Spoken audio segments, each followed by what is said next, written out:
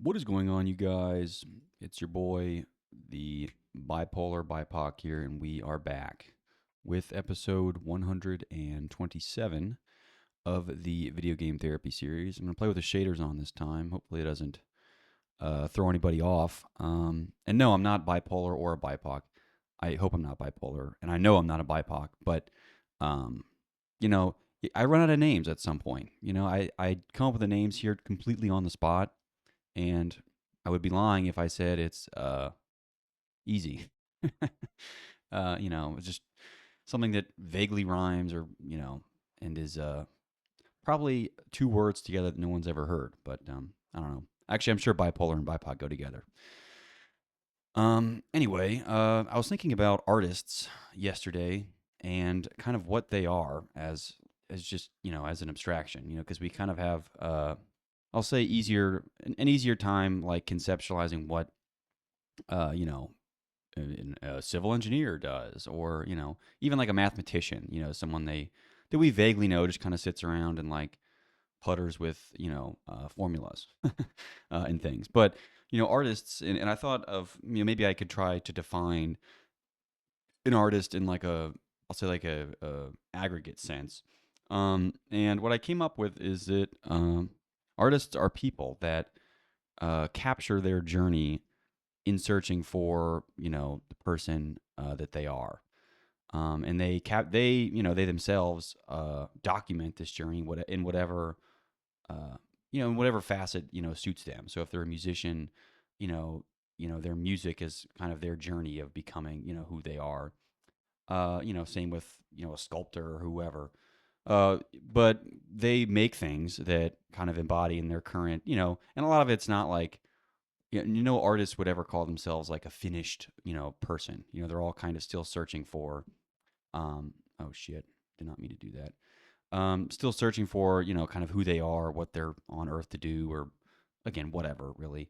But they've, roped us along with the journey. So I suppose in order to call yourself an artist, you simply need to be, in the search for who you are, what you're meant to do, and be documenting that process so that people can, follow along or, be fans or whatever. And that's kind of all that the people are that witness, artists. And as the, as the people that watch or, are spectators to artists of any, doesn't, you don't have to be popular, but, you could be following me as the artist. And, and I guess we can call podcasting, or whatever you call this, I suppose, a form of art, to the point where you're following, I'm documenting my journey and you're following along. Um, this would probably be a pretty, a stretch of even of my definition, but regardless, um, you know, but you're kind of along for whatever they discover. So if they end up kind of going nuts, which I think artists in general, again, I'm not going to, be the psychologist here, but in general, they probably go manic or crazy or bipolar in a, a larger clip than, accountants. I imagine accountants, might kill themselves more often than artists, maybe just because of their occupation. That was a joke. But certainly, I think artists, tend to go insane. And I specifically what comes to mind is, at least recently is now is it's like Kanye, and who else hasn't doesn't fall for the occasional, um, I guess the Nazi Hitler rabbit hole. I guess I haven't, but I suppose it is possible, as an artist that you fall into some kind of hole like that. And again, I think it's easy just to kind of like either laugh at him or make fun of him or whatever, but he is still kind of technically doing what an artist is supposed to be doing. He's kind of searching for who he is. And sure, you may not like that he's decided that at this juncture he's a Nazi, but that's ultimately what the artist, that's what they do. He's in his journey finding himself, and through tough times or whatever, he stumbled upon you know I guess a big red book instead of a different one. I'm not even sure if Mein Kampf is red. Um, I don't know, whatever. Either way, it is it's interesting to still, like, you're still categorizing him technically as an artist. Now he's, I suppose, lost the popular opinion, because most artists that are popular make things that people like, and they kind of they enjoy their journey or watching who they become through their work. But some people fall from grace, I suppose. But I'd also push back on artists that claim to have, like, and I think any true artist who's I suppose thought about or have spent enough time in deep contemplation, would know that they're not like a finished, they're not a finished person. It's not like they have all of their ideas together when they do something. A lot of times, it's still they do kind of, they are, I would hope at least, humble in the sense that they admit that they understand that there's, they're kind of uh, learning themselves in their art and their craft as they go. It's not like they're a complete artist and they can visualize everything perfectly. And they're, I mean, I guess if, the ones that are more conceited, or suppose, who are, I guess historically cocky might, claim to be finished, works of art in themselves, not their own works, but I mean, they're like they themselves as, a piece of art. Because the other way of looking at art is like you are, taking, you could call it a snapshot, or, freezing a moment in time of this artist, and, whatever medium that they've decided, whether it's, again, a sculpture or, a painting or a piece of music, the artist has decided that this is a snapshot of their brain in that moment in time. And, if you, and that's just like what that piece of work is. Uh, Whereas, you know, I guess I don't know. There's a bunch of different ways to look at it, but I was just thinking about artists and their, I guess how to, categorize them, or just to think how to define them more clearly.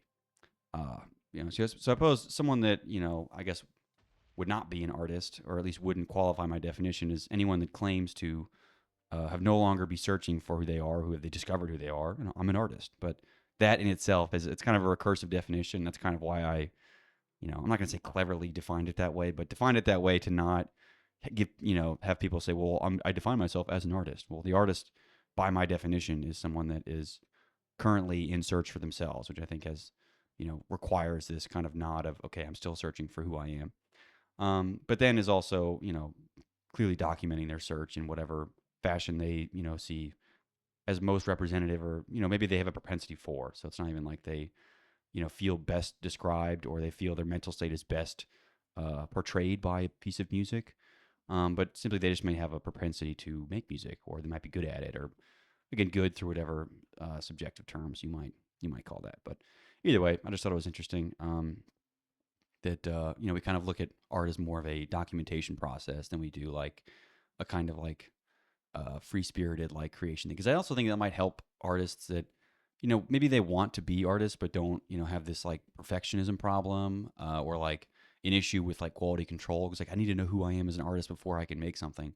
But I think if you think of artists as people that, again, like I've defined, are people that are searching for themselves and then use their medium to document their search, it does kind of help, I think, at least using stupid wordplay to kind of talk yourself out of these like pointless writer's blocks, or artist kinks, or whatever you want to call them. I don't know.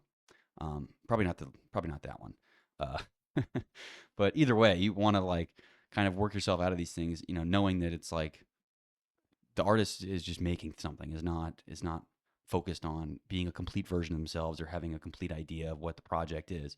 Um, by that very definition, you kind of lose then to be an artist. So if you really want to be an artist, you have to uh, make something, and then document your process of creating such thing. And that documentation could be the outcome itself, right? It could be a piece of music that you've created, but regardless, like you're still kind of documenting your intermittent mental steps through the lyrics and the beat, or again, however it manifests itself in that particular work of art. But in order to be an artist, you have to be documenting that and doing it. It's not like you have to call yourself an artist and be confident that everyone believes you're an artist before you can then make anything that's worthy of it.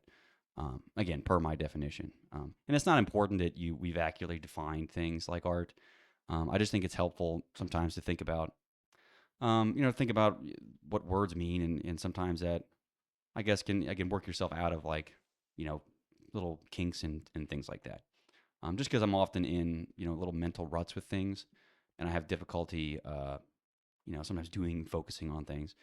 And I could blame any number of things, but I think one strategy, if you want to be considered an artist of any kind, is you have to, you can use stupid wordplay to convince yourself that in order to be an artist, you have to be working on your craft or whatever. Which my craft is crafting. So I am currently in the midst of an artistic work. So do not interrupt me. Anyway, I saw this a few weeks ago and I thought it was interesting. Um, what you measure is what you'll get. So if you want to be a particular way, or I guess meet certain criteria, measuring it is of paramount importance. Which is again kind of it's one of these like no duh things where it's like if you want to get better at something, you got to like work on it and track it and like make sure you're getting better. It's like okay, well that's kind of a no duh thing. But I think people maybe uh, can fail to I don't know to really specify even if they know like in a broad sense what they want to accomplish or what their goal is. They might have a hard time I don't know conceptualizing measurements and things to get said thing done. Which again, and quantifying things is an age old problem. It's not like I'm saying anything new here and saying well sometimes it's difficult to quantify like I guess being a better husband or something if that's what your goal is. While there certainly are metrics that that that you could measure, like I don't know, number of flowers given to your significant other. At some point, then you're just kind of buying affection with stupid flowers, and you've kind of forgotten the plot on like what the point of this is to be.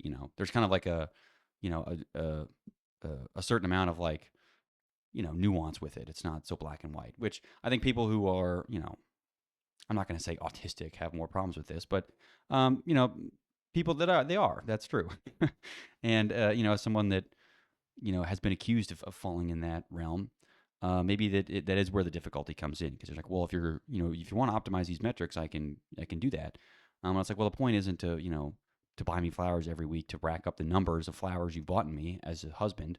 It's just be a better husband. That sometimes requires things other than flowers. And it's like, all right, well, then can you enumerate in detail everything that you would like? It's like, no, I can't. There's just a certain amount of like, do this or do that that is like makes you a better person or a better husband or a better wife or whatever it is that this autistic person like me would struggle with.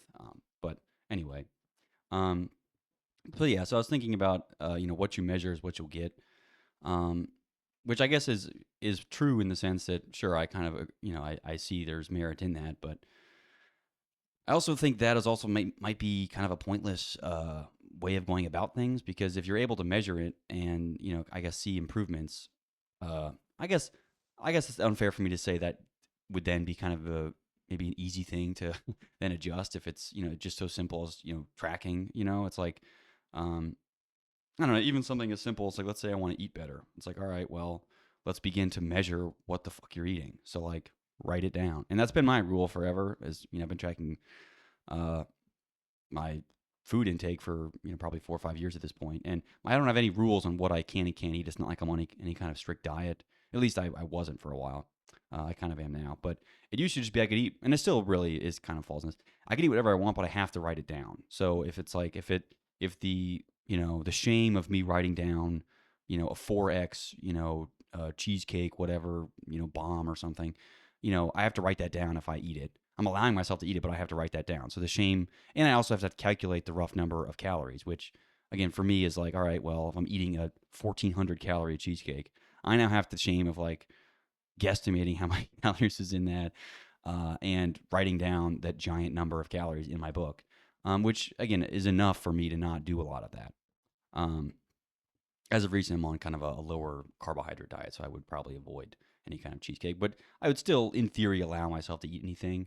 It's just I don't, and I don't really, have much desire to, eat cheesecake for both the health reason and the fact that I have to write it down. But for some people, like even just measuring it alone by writing it down is enough, and for me was enough of a deterrent for years, to actually kind of begin to eat better and whatever outcomes come from that. Uh, so I guess it is kind of fair to say what you measure is what you'll get. Um, at least you're intentional about that. But I also do think there's a lot of maybe the most important things and the most important developments aren't things that you'll measure. So even things like I'll say being a better husband or being a better friend or being a better whoever. How are you supposed to measure that? And how are you supposed to then improve or see that you want to improve? And it's also hard not to like I guess to take that as and not be discouraged at points because there are times in anything where you might be thinking you're a great friend or whatever, and then something will happen. And you're like, wow, I'm a terrible friend, and you might have just walked back within your mind every all of those, quote unquote improvements that you've made, and measuring, I guess how good of a friend you were or whatever, to where it's almost kind of like I feel stupid now for like, even trying to like optimize something like that. So I guess on one side, it's kind of silly to be trying to quantify things that are inherently not quantifiable. Even despite, regardless of how autistic you are, how much you need numbers to drive things, ultimately you don't get that benefit as humans, which I think is a good thing. It'd be kind of a weird and, I'm not gonna say boring existence, but a much different existence if we were, if we truly were, I suppose, the kin of our technological children, and were forced to, quantifiably assert everything we've ever done, in practical, quantifiable terms. Which I'm sure some people would love that existence, where it's all about your monthly SaaS numbers, and if those are better, then who cares what you do or what, that's all we're optimizing for. But in the human experience, kind of the beauty of it is you have to optimize for a lot of different things, and you get to choose, what you're optimizing for or against. And if that's, making money, that's, you sacrifice a lot of other things. I've almost never seen somebody worth. I'm not saying I've met a bunch of billionaires, but I've met a number of people who are insanely wealthy, and I don't think I've ever met, maybe only one or two, that have not gone through multiple failed marriages. Which isn't to say, again, I'm not drawing a direct line. I'm just saying, in general, you might sacrifice fulfilling relationships in your dogged pursuit of money. Because that's a certain amount of like, I don't know, there's a lot of luck involved with that. So it's not like, even if you, make it your focus and you make it your goal and you measure getting better and making more money, as if you'll actually even accomplish that, because even something like, I want to measure I don't know, I want to bench 500 pounds. Well, okay, well, there's a certain, genetically you might be predisposed, for or against that. And, I'm not going to pretend like it's never a linear thing with, even something as quantifiable as weightlifting, because there's a certain amount of weight that you're putting on there. And, there's kind of a myth that it's possible to like add 10 pounds or add 5 pounds or add 2.5 pounds every week. There are, even the greatest of all time still have weeks and days and months that where they don't really, they're not adding 2.5 pounds every week. So it could then kind of call into question, like, am I doing this right? Am I fucking it up? Whereas, like, yes, you are, but there's just a certain ebb and flow to certain things. When it comes to making progress in the gym, it's not like it is a linear thing. Whereas we'd love for it to be that way, and we, ask for it every time, but we don't get linear results ever. And that's even true of things that are inherently unquantifiable. Because obviously, like, we don't even get linear progress, in the gym, or whether it's you're optimizing for basketball or something, what your vertical jump or something, I don't know, whatever it is that you're, training or optimizing for, that progress is certainly not linear, even predictable at times. I mean, it can be vaguely predictable if you're a newbie, uh, but it's not. And same with other things in life, even like, I'll say, even being a better person or better friend. A lot of times it may require a life or death scenario. You're kind of faced with your own mortality to then realize, you know, maybe I'm being a shit friend, or something to that effect, right? And I hope it doesn't. And most people hope it doesn't require that much, but oftentimes it does. And I even said before, like, not that I need kind of a near death. It's actually kind of funny. I think I do remember saying this a few months ago. It's obviously the records somewhere on these stupid videos, but I remember saying, like, I almost need to have a life or death experience to then kind of be able to better appreciate life. Because I felt like at that point in my life, in that juncture, I wasn't, not that I wasn't appreciative. I just I didn't really make it a point, and it was difficult for me to like just sit back and enjoy, again, to kind of appreciate the beauty in life. And that I feel like it shouldn't be a chore for me just to kind of appreciate things for what they are, and not, have some cynical take on it, or some, whatever. And it wasn't like I needed to like get off Twitter. That wasn't it either. I wasn't, I haven't been on it and not on it. But, I did say that I kind of felt like I needed some kind of wake up call, which some people do. And I think it's fair and normal to, sometimes even need like, a little shake up to really appreciate things. Because it's hard to appreciate things, as they are, even if you are incredibly lucky. It never feels that way, you know. Even you could sit here and say, I'm incredibly lucky. I'm incredibly lucky. I could sit there and stare at the mirror every morning, and I could still like, I still wouldn't really like believe that until I really had something I felt like I almost lost, and then I do feel lucky. Um, which I think is normal, is not something that no matter how much you try to beat it into your own head, a certain amount of it is then just like trying to talk yourself out of things that you might know or believe to be true. There's a certain amount of like, self brainwashing that, is possible with humans, I suppose. It's not like you can't brainwash yourself. You totally can. It's just some people are, better at it than others, and it's easier for some people than it is for others. And it's not exactly something I'd recommend. It's like having to brainwash yourself it just to, not be a dick to people. But if that's really what it takes, and I guess you're, I guess that predisposed to, being a dick to people without, having to brainwash yourself, then maybe, it's your only path out. But anyway, I'll move on to something else here. I guess the other thing that I thought was interesting because I spend a lot of time thinking about, I guess humanity and our trajectory and things. As like, us humans are planners. We like to plan things. We've always kind of planned, how we're going to approach this mammoth to kill it or whatever. So even just from an evolutionary perspective, we're very much, planners and things. So as I plan kind of our, the future of humanity, there's obviously a lot not quite to look forward to, in terms of the direction that people seem to be going.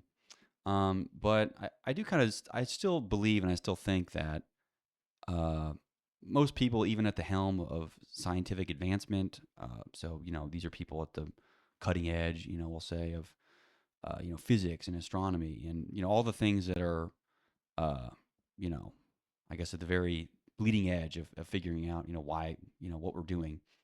It still kind of then boils down to this like question of like, what are humans doing on Earth, right? Like, why do we exist? So it's ultimately like this, you know, I'll say metaphysical question that that we're still trying to answer. It's not like we don't have an answer for this. Now we have like, I suppose religion has given people comfort in saying that like, you know, this is not good, and this is we should live for the glory of God or something. But like, for a lot of people that are more I'll say uh, you know more differently minded aren't really that satisfied with that kind of conclusion, which is fair for them. It's not like you have to be satisfied with that as an answer. But then I ultimately think that all the progress and things we're trying to discover are still on the grounds of like why we're existing, why we're doing what we're doing. And so then I think maybe it'd be interesting to think about. This is maybe a little too sci-fi, but to think about like the true like secret of human life and our existence is that there's some like almost intergalactic message, almost a la like I think it's the movie Hitchhiker's Guide to the Galaxy.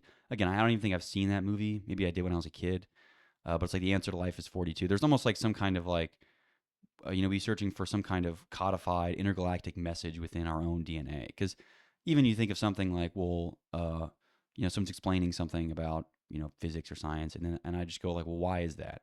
Like, why is it that there are these trihelix change in their DNA? It's like, well, that's just we evolved that way. It's like, but why though? There's always still that question of like, but why, but why, but why, which is never really has never really given me a satisfying there's not really a satisfying answer to that. So I wonder then if like the true like answer to that is like some a la Hitchhiker's Guide to the Galaxy thing where it's just kind of like a simple truth about life. Like the answer is, just to appreciate the small things or something. I don't know. And it would hopefully wouldn't be as corny as that and would be more satisfying to people. So at least people would like, I suppose, believe that it was truly the answer if there was some answer. But the other thing is that I also think that in reality, maybe not beyond a reasonable doubt, there won't be an answer. And the answer is just kind of still like, kind of the search is the point, right? The point of, our existence is to kind of search for it and to, I guess, enjoy or appreciate that search or whatever, for whatever it's worth, right? And to have some kind of journey along that way, which again might be a very like family friendly take and is not one that is I'll say metaphysically pleasing, but still one that I would think is be valid, right? It's not like I don't know, there's no scale on judging these things where it's like, this is a better answer for why we exist than X or Z or whatever. But people obviously get to choose their own thing. That's kind of the whole point of life. And my real sin with people that, do kind of deify, I'll say science, for lack of a better word, is they do kind of, have this air of superiority with it's like, well, we're actually trying to discover the secrets of the universe. So like we're actually like doing good work, and you're just like wasting your time, like making music or whatever you're doing. Whatever it is that like I'm quote unquote wasting my time with. But like to act as if your pursuit is more noble than mine, I think is sin number zero, right? Is truly a is not it is kind of like one of man's great sins is to assume that like that better, or that there's some air of nobility. And I'm not saying that like if somebody truly decides that the point of their existence is to I don't know, watch all the porn that's ever been made, whatever, something that I would immediately say is a horrible use of their their livelihood.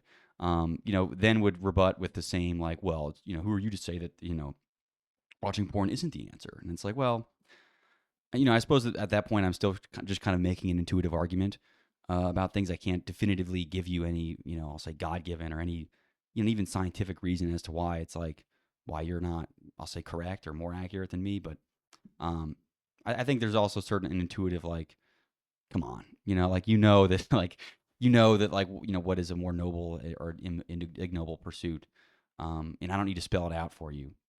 Right? I don't know. Maybe there truly isn't anything that compares, one, reason to live versus the other, but there certainly does feel like there are, once you've reached a certain, you know, once you've kind of achieved maybe the, as a someone that makes for the arts or is trying to explore science and things, and then I think it's best at that point then to leave people to their own preferences and their own devices. So if you're someone that really loves the pursuit of science, that's fine. Just kind of appreciate that it is kind of only one path, out of what otherwise might be a miserable existence and searching for nothing, or watching porn or whatever it is that you've decided on that. But I mostly just I kind of balk at the notion that like scientists or other people that maybe have just decided to give their life to physics or something, presume that like what they're doing is a better use of their human faculties than an artist of some kind. Whatever an artist may be doing. And I'm not saying that there isn't a certain comparison of impact that you might in theory be more impactful as a physicist than an artist. And and if that's your strength, then that's fine. But I think there shouldn't be like this is better than X is better than Y or better than Z. And it's not an individual that I am uh I guess mad at right now.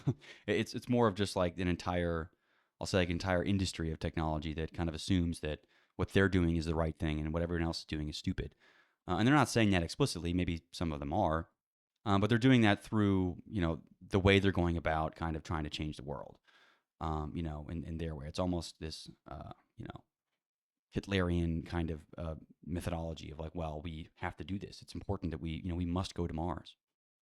Which again, I still think is a silly thing to do when we have a perfectly fine planet that we're fucking up. That we should fix that first, or at least stop fucking it up before we dick around on Mars. Then for what? I don't know. Anyway, and it is funny too that like we as things that are alive kind of consume all of our resources to our own end of then trying to figure out what it is that we're supposed to be doing with our resources. We kind of spend our entire life figuring out what the point of our life is, which does kind of point to this, I don't know, this kind of strange loops conclusion where it's like it all is kind of just one kind of these loops that, these self-referential loops on things. And it's all kind of, the questions are their answers. And then, the answers then are the questions. And it's all, there isn't really any resolute, ending with any of this. And as humans, like I said last time, maybe it's like the recognition that this is, in some ways kind of a futile exercise, if not a pointless, not pointless, things that are, I'll say futile doesn't necessarily mean pointless. Maybe there should be a different word for things that don't end, but, are good things. You can say like eternal love, I could say is a, I'll say is, functionally pointless because there's no end to it. Of course I'm the theory of, eternal love. But it certainly is. No one would say that like love itself is a pointless endeavor because there's no conclusive ending to it. I think that's mostly just our mechanical minds that appreciate endings and clean resolutions to things. Um, And life is not one of those things that has a clean resolution or that has any kind of, I'll say, specific resolution at all. Should probably do that. Um, yeah, so I don't know. It's just interesting that life itself is something that spends all the time and effort to try and figure out what it itself is doing. Only to realize that that was it. What it was doing was it. That was I guess what life is about. I guess that's one perspective. I suppose you could have any number of other opinions on that. But anyway, I'll move on to something else about that. Um, hmm. There's also a certain like a tinge of just irony with the whole thing. Uh, just the whole point of like, I guess searching for a philosophy is ironic in the sense that that then becomes like a philosophy of or not even a philosophy, but a mode of being, right? That then answers a question that will never stop being asked. I don't know. But there is just kind of a tinge in irony, which makes me think that there is some, not like a cosmic sense of humor, but there is some kind of, the creator of any kind, whatever you want to call that, does have some kind of playful, sense of irony at least, or at least not even playful, just a sense of irony. Period. Irony isn't something that's lost on, I'll say the creators of our universe or lack thereof. If there truly is this like, empty chaos theory, whatever. I don't know. I suppose it's hard to know what the prevailing, scientific philosophy is, but I suppose it's, I don't know, whatever. I'm gonna find something else here. Let me go on my list. Um, hmm. Let's look at here. Yeah, here's a theory I have about, I'll say just like businesses and things, because I've been very critical of I guess the way most business is done here, without, I guess, a better alternative. But one of my alternatives, or at least my alternative, like in terms of what to measure and how to measure success, which I think businesses should work. Kind of the point of a business, and again, there's probably a lot of, I'll say, like free market holes in this philosophy, I suppose. But the point of a business should be to healthfully employ as many people as possible. And what I mean by that is more or less like give as many people as possible a amount of income or amount of freedom or income freedom ratio or whatever ability for them to live a fulfilling life and have a complete life. Like the point of your business should be to support as many of those things as possible. So, because I think obviously the point of a business is to make money. It's like, well, then for who, right? Is it to make money for, these empty shareholders that may have nothing to do with, the business, um, which I think is kind of is the, I guess, legal philosophy of a business. But I think the practical and a helpful philosophy for business would be to try to employ as many people as possible. So that like if you had a company, the whole point of the company would be, it's in one way you do want to make money. So it's not like you don't want to make money because the more money that you make, you could then again employ more people to have full lives. And the other thing with the reason it gets difficult here is that you have to then the point is to support as many people you have with a healthy enough lifestyle. You don't want to produce jobs that are like terrible jobs that will never be self-sufficient or don't give people enough of what they need. So you either have to like have work that in and of itself is fulfilling for people and people want to do, or to pay them enough money such that they have the time or freedom or the money or the whatever to then be able to pursue what they want. So it doesn't the employment here is not necessarily like more isn't necessarily better. The quality is really what we're solving for. So the quality, the true variable to boil it all down to is like the number of people you employ in a manner that is to their own well-being, like to the employees' well-being, should be the kind of the point of a business, which again can involve making plenty of money. It's not like I think all of that is inherently bad no matter what. There's a lot of it that is bad, and it does kind of you know, ruins a lot of it, for me at least.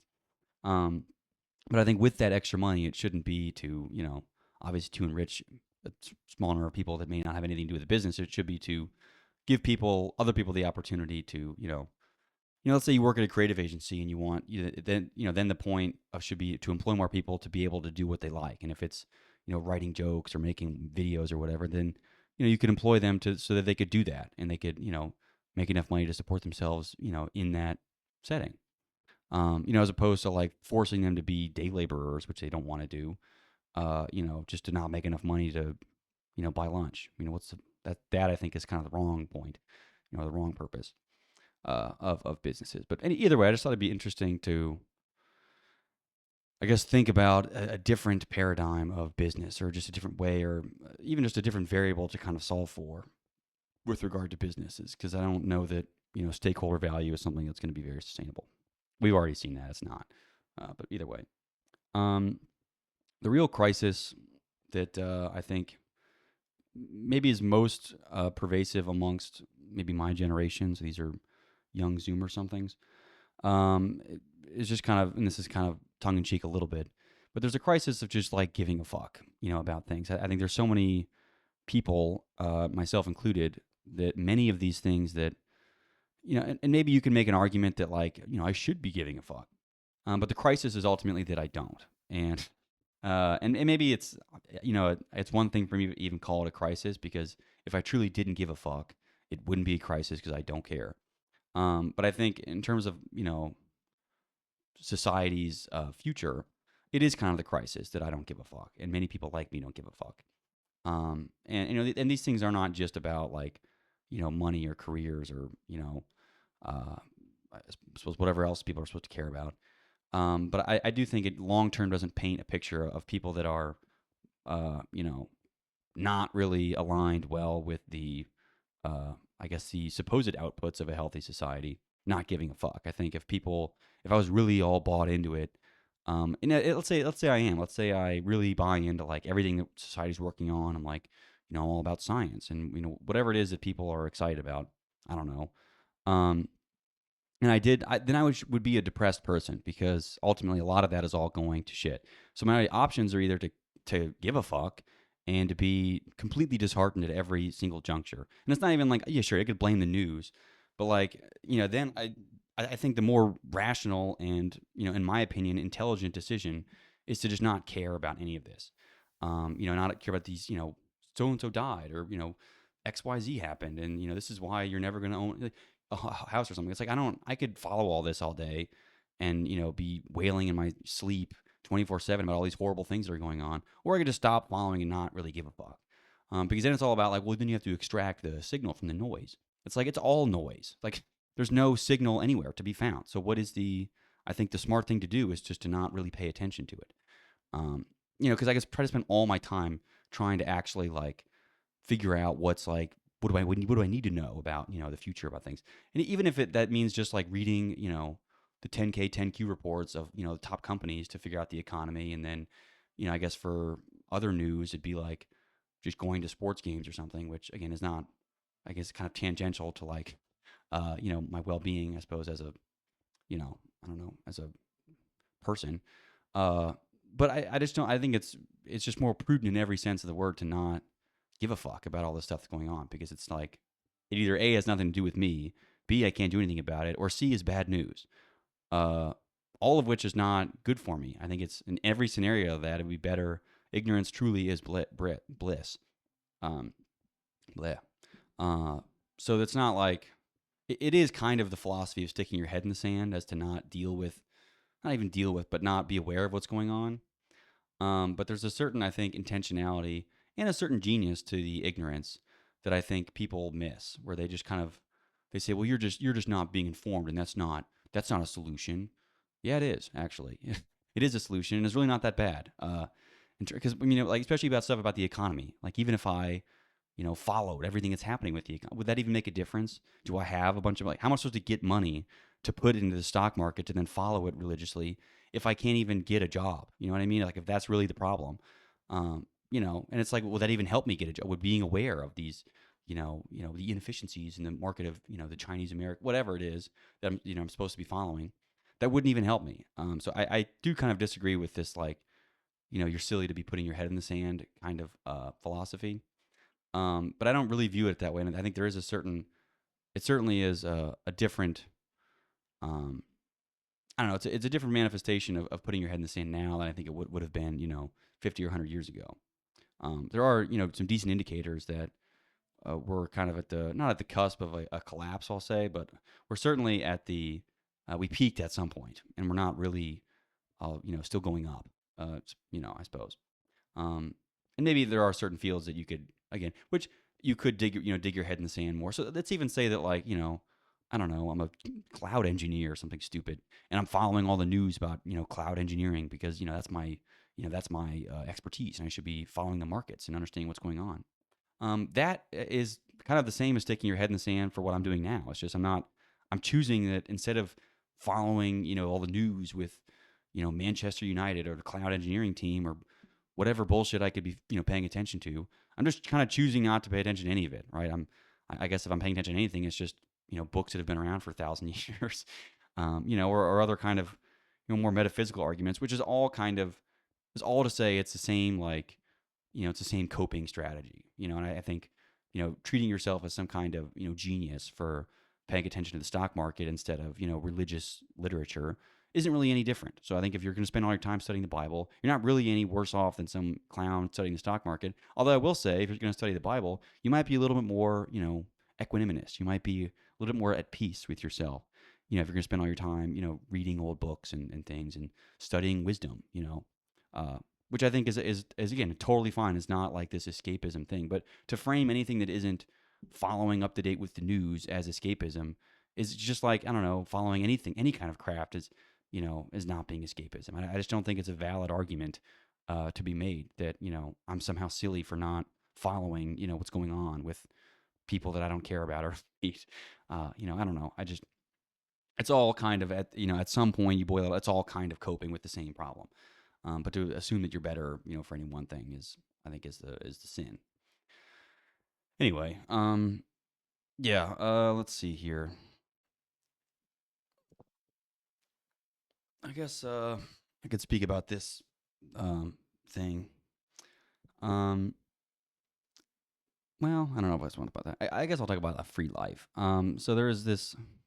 I don't know who said this or where I exactly got this idea from, but it was this notion that a truly free life is one that it should be capable of generating secrets. This is kind of in the realm of, I guess, like privacy and security and kind of our battling the panopticon of modern tech.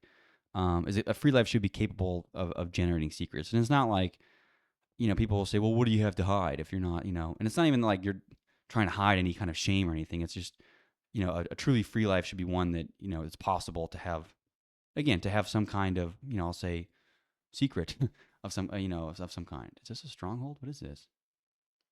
Oh, this might be actually one of my bases. Whoops. Um, Either way, I think a free life is one that is capable of generating secrets. Uh, and it's not that these secrets are dangerous or bad, or you're hiding something important. It's simply it should be a measure of like, do I have any kind of freedom and autonomy in my life? Am I able to do what I want? Even given that it isn't like a bunch of illegal stuff. It's not like you have to assume and like make sure. Because people have been have had at every single point in the past, there has been, by this measure, people have lived freer lives than we've ever lived, because there has been, the amount of data collection now has never existed ever, and in 10 years it'll only have gotten worse. I suppose, barring some complete failure of the electrical grid, it's only ever going to get, less and less private and things. But I do think that is kind of I guess, a future realm. I think that I said before that I think like the next war is not really going to be fought on like physical grounds. It's all kind of digital. And it's something where I'm not putting my head in the sand up. And maybe I would judge people that do put their head in the sand, with regard to, a battle like that. I guess for the one argument that is that you do have some control over it. It's like uh, you're able to influence the amount of, even the privacy respecting services and things that you do use. Whereas me impacting any kind of stock market is a certain impossibility. Whereas with protecting your individual data privacy is a possibility, and a certain possibility at least, if you're doing a good job and you have decent OPSEC. But Either way, I don't know. There's just this interesting, I guess, thinking about the possibility of generating, secrets and things, and it's just a different way to look at, I think we need a better frame to look at, privacy in the modern era. I think everyone tries to compare it and make it like these historical arguments where it's like, well, if I'm on a buggy and like, my friend is underneath the buggy, I can listen to what they're saying. It's like we can't use horses, and telegraphs as like our litmus test for privacy in 2025. We just can't do it. Like we're not going to be able to have any intelligent discussion if we're still stuck on like phone lines, on things that can be tabs or whatever. We need kind of a, and maybe it isn't even really an answer or anything. It's just kind of a call for, proposals. This is a request for proposals. This is an RFP on, how can we have a intelligent conversation about data privacy in the modern era without pulling in blatantly stupid examples, from things, or, talking about horses and buggies and like, well, it's only reasonable that a reasonable person would like, because now it's all like the reasonable person like has to own an iPhone, like I bet you that it's probably happened in court where it's like, Your Honor, who doesn't have an iPhone? And it's like, me, motherfucker, I don't have an iPhone. You can't like, you're not going to be moving the bases around to assume that everyone has, one phone. And I think even if you look at that 100 years ago, if you had told every boomer that everybody would own the same kind of phone, in 100 years, they'd be like, that's crazy. What about the monopoly? What about, and they'd have all these problems. But now it's like, because it's, the frog is boiled in warm water to start, which I think isn't even true, by the way. I'm pretty sure the frog will get out when it starts feeling pain or something. I don't know. I just heard that a lot where it's like, well, you can boil a frog in water slowly. I don't think that's not actually true. I'm pretty sure the frog will just get out and, whenever it's boiling or not. Regardless, if you'd have told, some boomer that, everybody would own the, run two different operating systems, or have the same phone, they'd be like, well, that's crazy. That doesn't sound like, life, liberty, and, the pursuit of happiness. That sounds like monopoly. And you're like, yeah, you're right. It is a monopoly. So we should, at least try to have, I guess, new definitions or new characterizations of things that are, it can be seen as reasonable in terms of our, privacy demands or our demands as, I guess consumers or whatever. And I like to think that consumers have some like collective power, but it is kind of hard to believe that when you see I guess, the stupidity of people and what they buy and what they spend money on and what they see as like valuable purchases. It is a little bit disheartening at times to like, we have power as consumers. And then like, yeah, sure, I don't buy the iPhone, but then I just watch some boomer, walk into a Best Buy and go, it needs to have Microsoft Office. I want Microsoft Office on there. And I'm like, lady, please let me tell you about LibreOffice. Do not, and they bought like the worst spec laptop. This was like months ago, and it's just still been weighing on my conscience. There's this old lady who just like, I don't know if their son or someone said like, oh yeah, you just need, a web browser and Word documents, but they were just insistent, oh, I need Microsoft Office on my computer. Does this have Microsoft Office? I'm like, man, that only has 8 gigs of RAM. That's not going to be compatible with their new version of Windows, Windows 13 or whatever. I'm pretty sure they said that Windows 10 would be the last one, and that just was a complete lie. And I'm pretty sure they didn't even lie this time about Windows 11. They were like, yeah, nah, there's going to be Windows 12. It'll be whatever the next, stage up in spyware is. From Windows. I don't even know how do you go up from Windows 11. I mean, it's a complete rootkit already. Now it'll be like, I don't even know. Anyway, let's see. Is there anything else that? I guess my last saying. I'll say this towards the end of the video because it is kind of it's completely offensive and misogynistic, but it's kind of funny to think about society just being for women.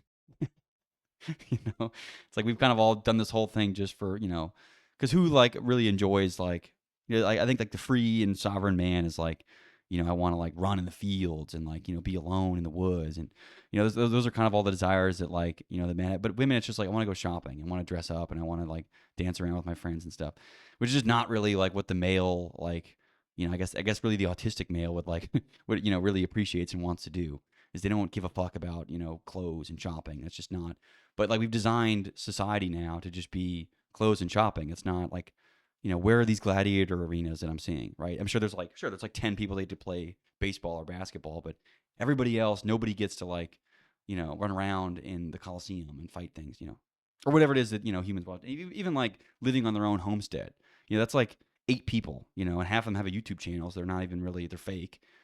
You know, so no one else really gets to do that. But that is kind of like this male fantasy is to just like fuck off and be away from every single person. Whereas our entire society is now just kind of designed towards this like, oh, shopping malls and there's a Cinnabon, and every dude's like, whatever, I'll take a stupid cinnamon bun. Which fuck all that stuff. I despise that. The fact that that is now just the way it works now. It's all Cinnabons and whatever. I don't know. It's bullshit. But anyway, I'll wrap it up there this time with ending on a misogyny take. But hopefully a little, hopefully not that offensive. But anyway, peace out. See you next time.